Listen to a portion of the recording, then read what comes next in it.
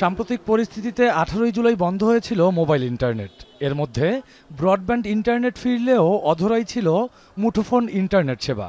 রবিবার তাও ফিরল। এতে প্রাণ ফিরেছে ব্যবসা বাণিজ্যে।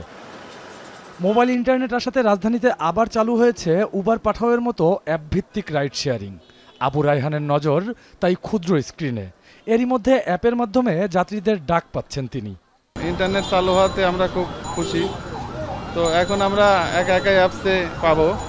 কয়েকদিনের সামগ্রিক পরিস্থিতিতে আয় রোজগারে ভাটা পড়েছে রায়হানের মতো রাইডারদের। তবে নেট সচল হওয়ায় আশার আলো দেখছেন সবাই। আজকে যেমন নেট দিয়েছে 3টার পর রাইড শেয়ার যখন অন করেছি, তারপরে টিপ ঢুকেছে, তারপর বের হয়েছি। এখন আলহামদুলিল্লাহ প্রচুর পরিমাণে রাইডার চাপ আছে। ফ্রিল্যান্সারদের মাধ্যমে দেশে প্রতি বছর প্রায় 21,000 কোটি টাকা আয় হয়।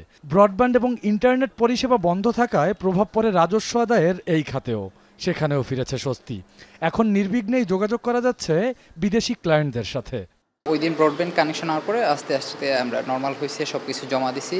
আর আজকে থেকে তো ইন্টারনেট কানেকশনও চালু হয়েছে। সো আমাদের ক্ষেত্রে এই প্রসেসটা যেহেতু আমরা বাইরের জন্য অ্যাপ্লাই করতে, আমাদের অনলাইনে থাকতে হয় সবসময়, কারণ আমাদের কখন কি আপডেট চায় দিতে হবে।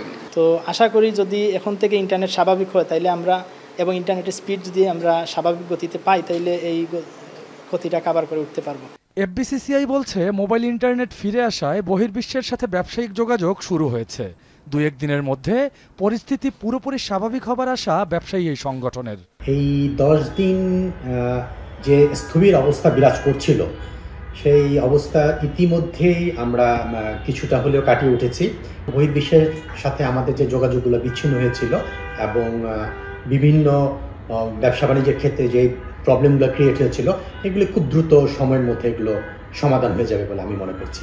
একই সাথে উদ্যোক্তা বা যারা অনলাইন ব্যবসা করেন তাদের জন্যও খুলেছে পণ্য বেচা বিক্রির দ্বার। ওয়েবসাইটের মাধ্যমে ব্যবসা কার্যক্রম পরিচালনা করতে পারছেন তারা। যদিও সামাজিক যোগাযোগ মাধ্যম বন্ধ রয়েছে, এটি উন্মুক্ত হলে ব্যবসা পূর্ণাঙ্গ স্বাভাবিক হবার আশা তাদের। রকিবুল রাহাত, এখন, ঢাকা।